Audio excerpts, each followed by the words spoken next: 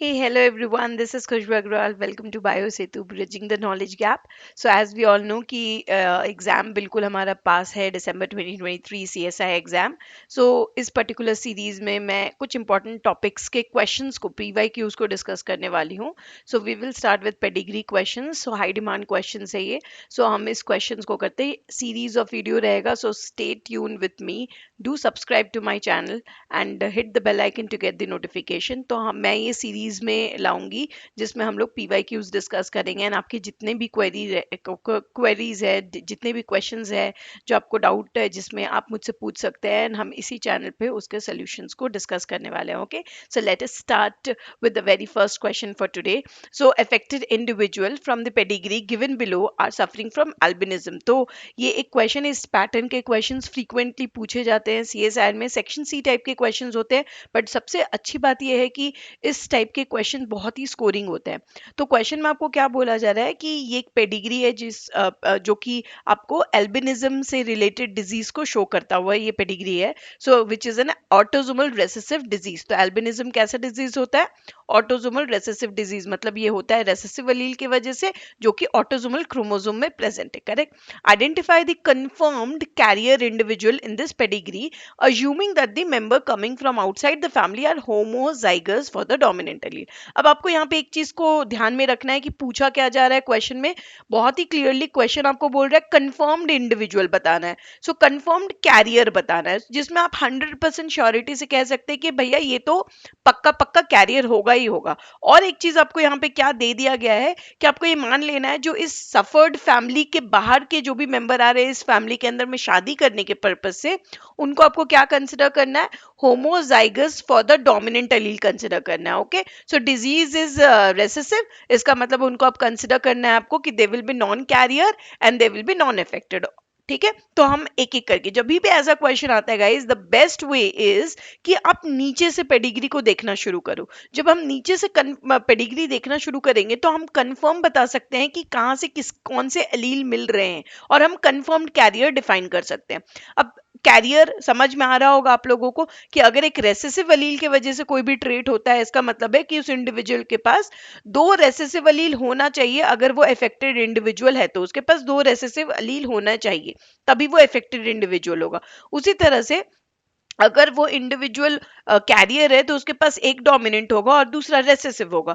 और अगर एक individual non affected non carrier है तो उसके पास दोनों के दोनों क्या होंगे? डोमिनेंट एलील प्रेजेंट होंगे. सो ये हमारा जनरली जो जीनोटाइप होगा वो होगा. तो लेट अस फाइंड आउट. हमें देखने को मिल रहा है कि जनरेशन नंबर 4 में ये जो बॉय है एंड ये जो गर्ल है ये अफेक्टेड है. सिमिलरली ये बॉय और ये गर्ल भी अफेक्टेड है. और अगर इंडिविजुअल अफेक्टेड है 100% श्योरिटी के साथ हम इसके जीनोटाइप को मेंशन कर सकते हैं दैट इनके दो एलील प्रेजेंट होंगे रेसेसिव वाले. क्यों? क्योंकि as we all know for a recessive trait to express itself उनको दो रेसेसिव एलील चाहिए. किसी को भी अगर थियोरी में कुछ प्रॉब्लम है तो आप मेरे चैनल पे जाके देख सकते हैं. पूरी की पूरी पेडिग्री की थियोरी की सीरीज मैंने बनाई हुई है. आप गो थ्रू करिए उन सीरीज में, आपके जितने भी थ्योरी रिलेटेड डाउट है तब सब सॉल्व हो जाएंगे. ओके, सो यहाँ पे हमने इसके जीनोटाइप मेंशन कर दिए होमोजाइगस रेसेसिव. अब आगे हमें दिखना है. ऑब्वियस बात है अगर ये सन के पास और ये डॉटर के पास दो रेसेसिव अलील आए तो कहाँ से आए? ऑब्वियस बात है उनके मदर एंड फादर से आएंगे, बिकॉज 50% डोनर फादर होता है, 50% डोनर मदर होती है. तो दोनों के पास रेसेसिव अलील होने चाहिए तभी तो उनको रेसेसिव अलील वो हमें देंगे. तो उन दोनों हमारे क्या यहाँ पर क्या है कि इन दोनों के पास क्या है? रेसेसिव अलील प्रेजेंट है. तो यहाँ पे भी एक रेसेसिव अलील और यहाँ पे भी एक रेसेसिव अलील प्रेजेंट होंगे. मतलब हमको यहाँ पे एक कंफर्म्ड कैरियर मिल रहा है कि जनरेशन 3 के ये जो पेरेंट है ये दोनों क्या है? कंफर्म्ड कैरियर है. ठीक है, तो कंफर्म्ड कैरियर को मैं रेड से मार्क कर देती हूँ, हाईलाइट कर देती हूँ. सिमिलरली आगे जाकर के हम देखते हैं तो हमें यहाँ पे भी दिख रहा है कि ये जो मेल है और ये फीमेल है ये भी अफेक्टेड है. तो ऑब्वियस सी बात है ये भी इनके पेरेंट्स से ही इनको रेसेसिव अलील मिला होगा. तो इनके पेरेंट्स को भी हम दे देते हैं. Now again we are getting कि हमको एक कंफर्म्ड कैरियर फिर से मिलता हुआ दिख रहा है. ये दोनों कंफर्म्ड कैरियर होंगे. मतलब इन चारों पेरेंट के पास एक ना एक रेसेसिव अलील तो होगा ही, तभी उन्होंने पास ऑन किया रेसेसिव अलील को.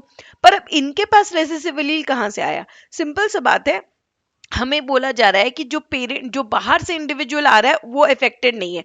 मतलब ये जो इंडिविजुअल है जनरेशन टू का नंबर वन, तो ये तो हमारा बाहर का इंडिविजुअल है, तो हमें तो सीधा सीधा क्वेश्चन बोल दिया है कि इसको आप होमोजाइगस डोमिनेंट मान लो। हमने इसको होमोजाइगस डोमिनेंट लिख दिया। सिमिलरली ये भी इंडिविजुअल बाहर से आ रहा है, इसको भी हमने होमोजाइगस डोमिनेंट लिख दिया, तो हम इसको होमोजाइगस डोमिनेंट लिख देते हैं। सिमिलरली ये इंडिविजुअल भी बाहर से आई है, तो इसको भी हम होमोजाइगस डोमिनेंट दे देंगे। सो हमारे पास होमोजाइगस डोमिनेंट पता चल गया कि ये तीन होमोजाइगस डोमिनेंट है। सो ऑब्वियस सा बात है, अगर इस मेल को, इस सन को अगर रेसेसिव एलील मिला है, तो ऑब्वियस सा बात है उसके मदर से ही मिला होगा, बिकॉज फादर के पास है ही नहीं देने के लिए। सिमिलरली अगर इसके पास रेसेसिव एलील आया है तो फादर से ही आया होगा, मदर के पास है नहीं देने के लिए। और अगर इनके पास आया है रेसेसिव एलील तो वो भी मदर से ही आया होगा, सिंस फादर के पास है नहीं देने के लिए। और हमें यहाँ पे फिर से कंफर्म्ड कैरियर मिल गए कि ये हमारे कंफर्म्ड कैरियर होंगे। तो कौन से कंफर्म्ड कैरियर है? ये है, ये है और ये है। तो हमें फिर से तीन कंफर्म्ड कैरियर मिल गए, तो 4 + 3 हमको इतने कंफर्म्ड कैरियर मिल गए। अब आगे अगर देखें तो जनरेशन टू में इंडिविजुअल 2, इंडिविजुअल 4 एंड इंडिविजुअल 5, ये तीनों कंफर्म्ड कैरियर है, क्योंकि तीनों के पास एक एक रेसेसिव एलील प्रेजेंट है। अब इनके पास ये रेसेसिव एलील आया तो आया कहाँ से? इनके पेरेंट्स ऑब्वियसली। तो हम अब पहुंच गए जनरेशन वन के पास। तो जनरेशन वन में क्या हम ये कंफर्म से, क्या हम ये बिल्कुल पुख्ता सबूत के साथ कह सकते हैं कि ये रेसेसिव एलील फादर ने दिया या मदर ने दिया? बिल्कुल भी नहीं। ये रेसेसिव एलील हमें क्या पता फादर ने दिया या मदर ने दिया। हो सकता है फादर ने दिया हो सकता है मदर ने दिया हो। और क्योंकि हम यहाँ हो सकता है बोल रहे हैं, इसका मतलब डेफिनेटली हम कंफर्म नहीं है, हम 100% श्योर नहीं है। तो हमको नहीं पता कि पेरेंट कौन से कैरियर है या तो दोनों कैरियर है, तो इसीलिए ये कंफर्म्ड कैरियर में इंक्लूड नहीं होंगे। सो कंफर्म्ड कैरियर आपसे पूछा गया है, तो हमारे पास ये जो हाईलाइटेड है रेड से टिक मार्क करके, वो है हमारे कंफर्म कैरियर। अब ऑप्शंस को अगर आप देखो तो ऑप्शन नंबर 1 में जनरेशन 3 का सेकेंड इंडिविजुअल करेक्ट बात है, जनरेशन 3 का थर्ड इंडिविजुअल बिल्कुल सही, जनरेशन 3 का फिफ्थ इंडिविजुअल सिक्स्थ इंडिविजुअल भी सही है, जनरेशन 2 में individual number 1 is not confirmed carrier. So यानी ये हमारा गलत हो गया। ठीक है, लेकिन यहां पर आप आओ तो जनरेशन 2 में सेकेंड है बिल्कुल सही है, 4 है बिल्कुल सही है एंड 2 भी है बिल्कुल सही है। लेकिन जनरेशन 1 के इसको भी कंफर्म्ड कैरियर इसने बोल दिया, जो कि सही नहीं है। अब हम थर्ड ऑप्शन में आए तो 2, 3 एंड 5 ये तो सही है। जनरेशन 3 में हमें दिख रहा है सिक्स्थ इंडिविजुअल बिल्कुल सही है, जनरेशन 2 में second individual, fourth individual and fifth individual, जो कि सही आंसर है। सो हमारा राइट आंसर क्या होगा? आंसर 3। होपफुली इससे रिलेटेड आपके जो भी क्वेरी थे अब वो सॉल्व हो गए हैं, कोई डाउट नहीं होगा। फिर भी if you find any difficulty अभी भी आप कमेंट में मुझे पूछ सकते हैं, I will be definitely helping out. अब हम आते हैं सेकेंड क्वेरी में, ये आप ही में से किसी स्टूडेंट ने मुझे दिया था। सो ये क्वेश्चन का आंसर हम लोग अभी डिस्कस करने वाले हैं। सो ये एक हाइपोथेटिकल टाइप का क्वेश्चन बेसिकली है। क्वेश्चन क्या है कि suppose which of the statement below are true regarding the trait of interest in the above pedigree. यहाँ पे आपको एक पेडिग्री शो किया गया है बाबू। अब इस पेडिग्री से हमें कुछ चीजें इंटरप्रिटेट करने बोली जा रही है। अब वो जरूरी नहीं कि 100% सही हो। आपको यहाँ क्वेश्चन में PQRS 4 ऑप्शन है। आपको P में क्या बोला जा रहा है? If it is autosomal recessive, मतलब आपको कुछ अज्यूम करने बोला जा रहा है। यहाँ पे ये कंफर्मेशन से कुछ नहीं बोल रहा कि इट इज ऑटोसोमल रेसेसिव। अगर बोला जाता है तो अलग सिचुएशन होता, बट सिंस यहाँ पर एक इफ टर्म का इस्तेमाल किया गया है, इसका मतलब क्या है कि इट इज शोइंग कि अगर ये ऑटोसोमल रेसेसिव होता तो। सो अगर होता तो क्या होता है? Let us see. All the childrens of the affected daughter would be affected as well. तो अफेक्टेड डॉटर कौन है? ये है अफेक्टेड डॉटर। तो अफेक्टेड डॉटर की जितने भी चिल्ड्रन है सब अफेक्टेड होते हैं क्या, अगर ये ऑटोसोमल रेसेसिव होता? बिल्कुल। अगर ये डिजीज ऑटोसोमल रेसेसिव होता, इसका मतलब क्या है कि इनके पास भी दोनों रेसेसिव एलील होते, इनके पास भी दोनों रेसेसिव एलील होते। एंड सिंस पेरेंट के पास सिर्फ और सिर्फ रेसेसिव एलील होता देने के लिए, तो उनके जितने भी बच्चे होते सबके सब अफेक्टेड होते। तो अगर ऑटोसोमल रेसेसिव होता तो ऐसा होता? बिल्कुल होता। ठीक है, अभी नहीं है, बट अगर ऐसा होता तो पूछा जा रहा है, तो यानी उसका फेज में तो ये राइट है। Coming to Q statement, if again आपको एक यहाँ पे अगर बोला जा रहा है that if it is X linked dominant, अगर मान लीजिए ये एक्स लिंक्ड डोमिनेंट होता the daughter of the affected son would also be affected. अभी क्या बोला जा रहा है, अफेक्टेड सन की जो डॉटर है वो भी अफेक्टेड होती। तो ये अफेक्टेड सन है, ये अफेक्टेड सन की डॉटर के बारे में पूछा जा रहा है, ये भी अफेक्टेड होती अगर एक्स लिंक डोमिनेंट होता। बिल्कुल सही बात है, क्योंकि हम ये पढ़े हैं कि अगर एक्स लिंक डोमिनेंट ट्रेट है तो जो मेल है उसके पास एक ही एक्स क्रोमोसोम है, डोमिनेंट ट्रेट एक्सप्रेस कर रहा है, and male will be always giving X chromosome to its daughter. और डॉटर के पास अगर एक भी डोमिनेंट एलील आ गया, इररिस्पेक्टिव उसको मदर क्या दे रही है, सिंस डोमिनेंट एलील अकेला सफिशिएंट होता है एक्सप्रेस करने के लिए, तो डॉटर 100% अफेक्टेड हो जाती। सॉरी। इसका मतलब Q statement is also correct. Coming to statement R, R में क्या बोला जा रहा है, if it is X link recessive.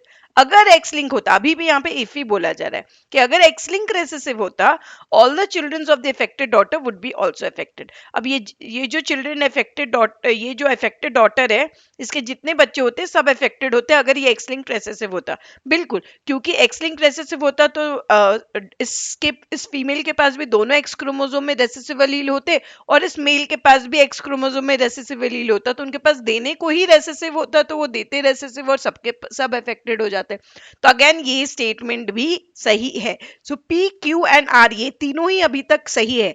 अब आते हैं हम एस के ऊपर। एस में एक चीज गौर करिएगा, इट इज बोला गया ना, अब आपको एज्यूम नहीं करना, अब आपको बोला जा रहा है कि ये ऐसा है क्या, ठीक है। अब यहाँ पर अज्यूम नहीं करना, अब है it is likely autosomal dominant. अब बोला जा रहा है कि ये जो पेडिग्री है लग रहा है ऑटोसोमल डोमिनेंट है। The affected individual would be heterozygous. इसका मतलब है कि इस पेडिग्री में जितने भी अफेक्टेड इंडिविजुअल शो किए जा रहे हैं आपको, कि वो कैसे होंगे, वो हेट्रोजाइगस होंगे। So we all know for a dominant trait to express itself single allele is sufficient. तो अगर ये डोमिनेंट है, ऑटोसोमल डोमिनेंट है, उनके पास एक भी डोमिनेंट एलील है तो इफेक्ट हो गए। अगर वो होमोजाइगस डोमिनेंट होता, सिंपल सा बात है, ये जो मदर है वो अपना डोमिनेंट एलील सबको दे देती, और एक भी सबके पास चला जाता तो सबके सब अफेक्टेड हो जाते। तो अगर ये हेट्रोजाइगस नहीं होते तो जितने चिल्ड्रन है सब अफेक्टेड हो जाते। सॉरी। तो इसका मतलब है कि yes, S statement is also correct. With this P Q R N S ये चारों ही ऑप्शन हमारे करेक्ट है। So right answer will be D, P Q R N S.